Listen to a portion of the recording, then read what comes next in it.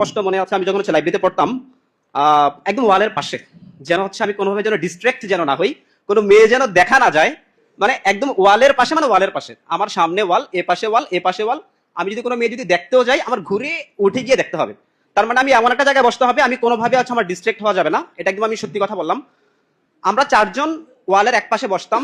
সত্যি কথা হচ্ছে আমরা চারজনই হচ্ছে চারজনের মধ্যে তিনজন ক্যাডার পাইছি এবং একজন হচ্ছে অলরেডি সিটি কর্পোরেশনে জব করতেছে। তো লাইব্রেরির ওই জায়গাটা হচ্ছে আমার বন্ধু মার্ক, এখানে দেখতে পাচ্ছি না, মার্ক হচ্ছে আমাকে এই কথাটা বলছে যে বন্ধু, তোকে তো আমি চিনি, প্রিলি যেহেতু পাস করছোস তুই তো ক্যাডার হবি, তাইলে তুই লাইব্রেরির এই জায়গাটাতে বসবি। আমি বললাম ভালো কথা বলছোস। তারপর এই তো তেতাল্লিশ বিসিএস এর চট্টগ্রামে এএসপি হিসেবে জয়েন করলো সালাউদ্দিন, আমার ডিপার্টমেন্টের ছোট ভাই। তো ও যখন মানে শুনলো যে ভাই প্রিলি পাস করছে, মানে ভাই বিসিএস দিচ্ছে, তখনও আমার বলছে ভাই আপনি এই জায়গাটাতে বসছেন। আমি বললাম সবাই লাইব্রেরি এই জায়গাটাতে বসার কথা কেন বলে? পরে দেখলাম যে এই জায়গাটাতে যারা বসে অলমোস্ট তারা অ্যাডমিন অথবা পুলিশ অথবা ক্যাডার নিয়ে হচ্ছে বের হয়। তার মানে লাইব্রেরির এই জায়গাটাতে হচ্ছে বসা লাগবে। তো আমি সৃষ্টিকর্তার নিকট শুকরিয়া জ্ঞাপন করি আবারও। আমি আসলে কোনো ক্যাডার হওয়ার ইচ্ছা আমার ছিল না, আমি পরিবেশ কর্মী হতে চাইছিলাম, স্রেফ একজন পরিবেশ কর্মী। আমি চট্টগ্রাম বিশ্ববিদ্যালয়ের ভূগোল ও পরিবেশ বিদ্যা বিভাগে পড়াশোনা করেছি। ওই সময় পড়ার সময় আমি বিশ্ববিদ্যালয়ের national environmental awareness and restoration নামে পরিবেশ বিষয়ক একটা সংগঠন প্রতিষ্ঠা করি। আমার স্বপ্ন ছিল যে আমি একজন পরিবেশ কর্মী হব, পরিবেশ নিয়ে হচ্ছে কাজ করব। তো পড়াশোনায় চেষ্টা করতাম মানে মনোযোগ দেওয়ার। অনার্সে আমার 3.78 ছিল, আর মাস্টার্সে 3.96 সিজিপি নিয়ে আমি ডিপার্টমেন্টে ফার্স্ট ক্লাস ফার্স্ট হই। তো ওই সময় আমি আসলে রিসার্চের সাথে হচ্ছে ইনভলভ ছিলাম। আমি বিসিএস এর সাথে ইনভলভ ছিলাম না। এই আমার এই কথাগুলো আবার আমার কিছু কাছের বন্ধু মার্করা হচ্ছে এগুলা জানতো যে আমি পাঁচটা পেপার হচ্ছে পাবলিশ করি দেশের বাইরে। আমার ইচ্ছা ছিল যে আমি যেহেতু রেজাল্ট ভালো করছি, 5টা পাবলিকেশনও আছে, শুধু আইএলটিএস দিব, স্কলারশিপ নিয়ে দেশের বাইরে চলে যাব। কারণ হচ্ছে আমার আশেপাশে আমাদের ফ্রেন্ড সার্কেল প্রায় 10-12 জন দেশের বাইরে চলে গেছিল। কিন্তু কোনো এক কারণে হচ্ছে আমি হচ্ছে ভাবলাম যে না, আমি দেশের বাইরে যাব না। কারণটা আমি আজকে বলি। আমি বিআইজিএম এ হচ্ছে 6th গ্রেডে রিসার্চার হিসেবে হচ্ছে ভাইবা দিতে যাই রিটার্ন পাস করার পর। তো ওইখানের ভাইবাটা হচ্ছে 2বার হয়। তো ওইখানের প্রথমবার ভাইবা হচ্ছে সচিবরা নেয়, দ্বিতীয়বার ভাইবা হচ্ছে জনপ্রশাসন সংস্কার কমিটির যিনি প্রধান আব্দুল ময়ুদ স্যার হচ্ছে ভাইবা বোর্ডের প্রধান ছিলেন। তো আমি ভাইবাটা দেওয়ার পর স্যার আমার বলতেছে, প্রায় আধা ঘন্টার মতো ইংলিশে ভাইবা নিয়ে স্যার আমার কাছে মনে হচ্ছে স্যার আমাকে সিলেক্ট করবে। আমি বিসিএস এর কথা বলছি না, বিআইজিএম এর কথা বলছি। স্যার আমার হঠাৎ করে বললো ভাইবা শেষ হওয়ার পর যে সৈয়দ মাহাদি হাসান, রিসার্চার হওয়ার ইচ্ছা খুব তোমার, দেশের বাইরে চলে যাবা, একটা বিসিএস দাও। তো আমি বলি যে স্যার কেনই বা আমাকে একটা বিসিএস দেওয়ার কথা বলতেছে। আমি বলি স্যার বললো যে তুমি বিসিএস এ গেলে হচ্ছে ভালো করবা, এটুকু বলতে পারি, বিসিএস এ গেলে তুমি ভালো করবা, একটা বিসিএস দাও। তো তারপর হচ্ছে আমি আরো বিভিন্ন রকমের ভাইবা দেই কলেজগুলো। আমার ক্যাডার হওয়ার কোনো ইচ্ছে ছিল না, বা এদিকে হচ্ছে আমি একদম নতুন, কলেজগুলোতে ভাইবা দিই, কিন্তু আমাকে তারা হচ্ছে নিচ্ছিল না।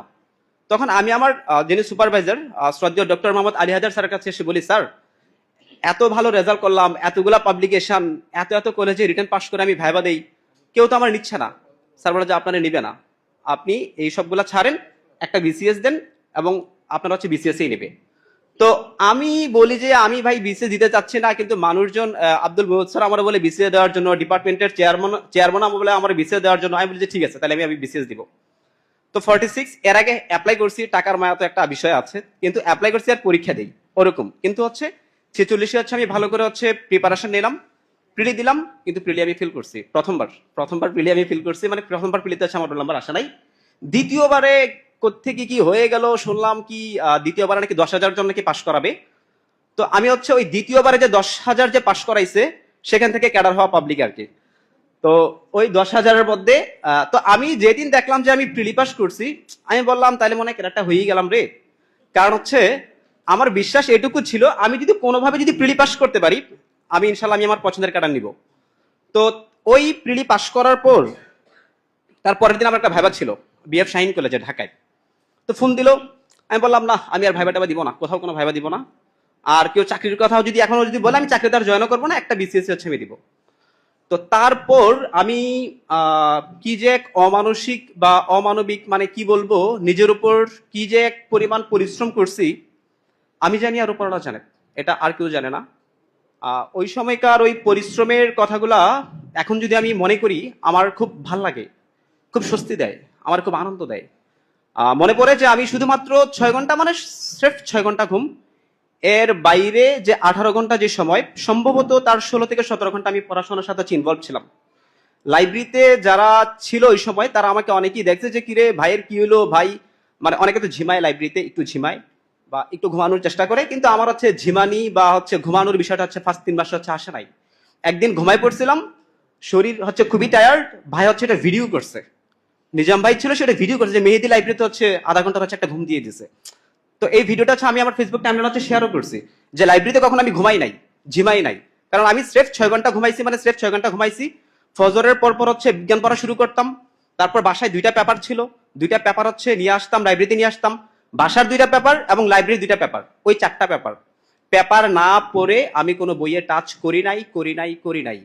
কারণ আমি জানতাম যে বিসিএস এ প্রথমবারই যদি কেউ ভালো ক্যাডার পাইতে চায়, তার মধ্যে মৌলিকত্ব থাকতে হবে, এবং এই মৌলিকত্বের জন্য তাকে বেসিক কিছু বই এবং বেসিক লেখা, কিছু এমন লেখা পড়তে হবে যেটা হচ্ছে, কারণ হচ্ছে আমি এটা দেখতেছিলাম যে বিসিএস এর যে যারা খাতা কাটে, তারা তো নিশ্চয়ই কোনো কোচিং এ যারা খাতা কাটে ওরকম কোনো শিক্ষক না, তারা বিশ্ববিদ্যালয়ের শিক্ষক অথবা যারা হচ্ছে সচিব পর্যায়ে যারা থাকে ওরকম।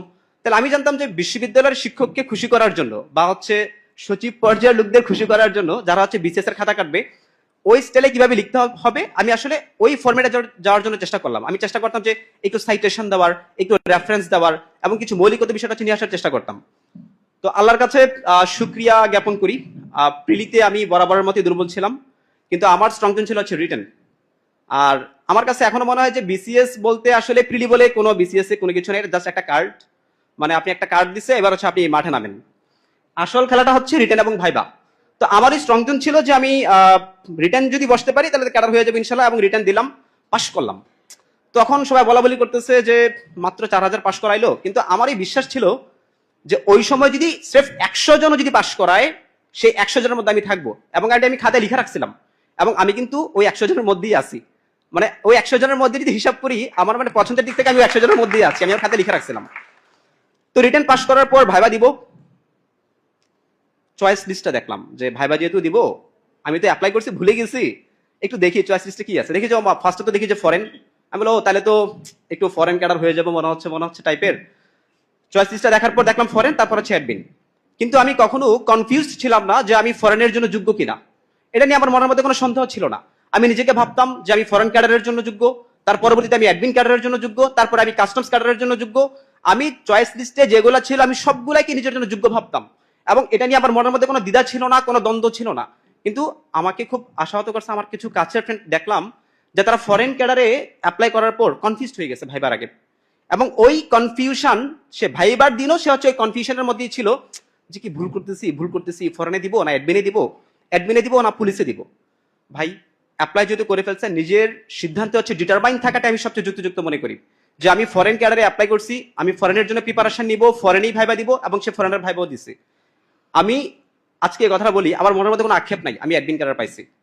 ইংলিশ পরীক্ষার দিন খুব বৃষ্টি হচ্ছিল চিরাং শহরে, যারা 46-এ ইংলিশ পরীক্ষা দিচ্ছে সবাই জানে, খুব বৃষ্টি, মানে খুব বৃষ্টি। তো আমার বাসা থেকে যখন যাচ্ছি আমি না খুব ভিজে গেছি, ভিজে আমি হচ্ছে একদম অবস্থা। তো কোনোভাবে আমার এডমিট কার্ডটা দেখা যাচ্ছে, কিন্তু এডমিট কার্ডের নামটা কোনো কিছু দেখা যাচ্ছে না, এডমিট কার্ড হচ্ছে ছিঁড়া, একদম ছিঁড়ে গেছে। স্যার বললো বরাবর 10টা বাজে, তাড়াতাড়ি করে ঢুকো। তো ঢুকলাম, আমার শরীর হচ্ছে একটু কাঁপতেছে, শার্টটা ভিজে গেছে অলরেডি, খাতাটা নিয়ে আমি একটু বলে ওয়াশরুমের দিকে গেলাম, শার্টটা একটু চিপলাম, যেহেতু শার্টটা ভিজে গেছে, তো শার্টটা একটু খুলে শার্টটা একটু চিপে তারপর শার্টটা পরছি। ভাবলাম 10-15 মিনিট চলে গেল, এখনো লেখা শুরু করলাম না। আল্লাহ তুমি একটু আমার দিকে তাকাইও। আরো 5 মিনিট সময় নিলাম, একদম চুপচাপ ছিলাম, কাউকে কিছু বুঝতে দেই নাই। ওই 15 মিনিট পর লেখা শুরু করলাম, লেখা শুরু করার পর বরাবর 4 ঘন্টা পর একটা নিঃশ্বাস ফেললাম, আমি বলছি আলহামদুলিল্লাহ আমার ইংলিশ পরীক্ষা খুবই ভালো হয়েছে। কারণ অনেকেই দেখলাম ইংলিশ পরীক্ষা দেওয়ার পর তারপরে আর কোনো পরীক্ষা দিতে আসে নাই। তখন আমি বুঝে গেলাম মানে কিছু একটা ঘটে যাবে এবং কিছু একটা ঘটতে যাচ্ছে। আর আন্তর্জাতিকের ক্ষেত্রে আমি হচ্ছে কিছু বেসিক বই হচ্ছে পড়তাম, যেমন একটা ছিল হচ্ছে গোষ্ঠীদ্বন্দ্ব মানব ভবিতব্য, ডক্টর লুৎফুল হকের। এই বইয়ের রেফারেন্স হচ্ছে কেউ দেয় না, কিন্তু এই বইটা হচ্ছে আমি খুঁজে বের করছি লাইব্রেরি থেকে, যে গোষ্ঠীদ্বন্দ্ব, মানব ভবিতব্য, ভৌগোলিক প্রেক্ষাপটে বিশ্ব রাজনীতি, আন্তর্জাতিক সম্পর্কের মূলনীতি ডক্টর আব্দুল হালিমের। তো এই টাইপের বইগুলো হচ্ছে আমি আন্তর্জাতিকে মনে হয় 88 or 90 আনস করছি, পারতেছিলাম না, কনসেপচুয়াল আমার 2-3টা কমন পড়ে নাই, এবং আরেকটা প্রশ্ন হচ্ছে আমি গুছিয়ে লিখতে পারতেছিলাম না।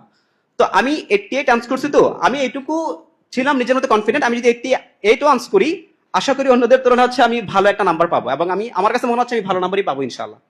যেহেতু ক্যাডার হয়ে গেছি, একদিন ক্যাডার হয়ে গেছে, সেটা রেজাল্ট দেখার পর বোঝা যাবে, বাট এটা আমার বিশ্বাস যে আমি ভালো কিছু করবো ইনশাল্লাহ, এবং এটা সত্যি হয়েছে। আর ভাইবাটাতে প্রফেসর ডক্টর নাজমুল আমিন মজুমদার স্যারের ভাইবা বোর্ডে আমি ছিলাম, খুব কনফিডেন্ট ছিলাম, কিন্তু অতিরিক্ত কনফিডেন্ট দেখাতে চাই নাই।